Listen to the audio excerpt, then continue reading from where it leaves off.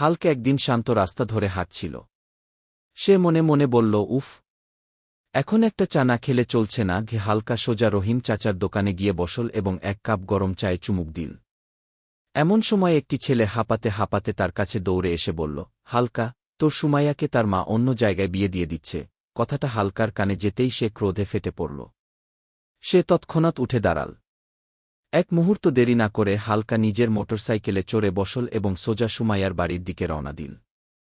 তাকে দেখে সুমাইয়া আনন্দে আত্মহারা হয়ে গেল। হালকা আর সুমাইয়া দেরি না করে সেই মোটরসাইকেলে চেপে বাড়ি থেকে বেরিয়ে এল। অবশেষে তারা বিবাহ বন্ধনে আবদ্ধ হল।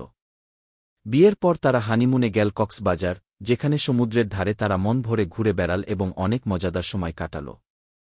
আনন্দময় ছুটি কাটিয়ে তারা নিজেদের বাড়িতে ফিরে এল।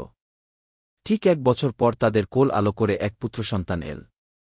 ছেলেটা সারাদিন কান্না করতে লাগল, কারণ সে দেখতে তার বাবার মতোই হয়েছে, তাই তাকে কেউ লাইক বা সাবস্ক্রাইব করে না। বন্ধুরা, তোমরা সবাই একটি লাইক এবং সাবস্ক্রাইব করে দাও, যাতে ছেলেটার কান্না থেমে যায়।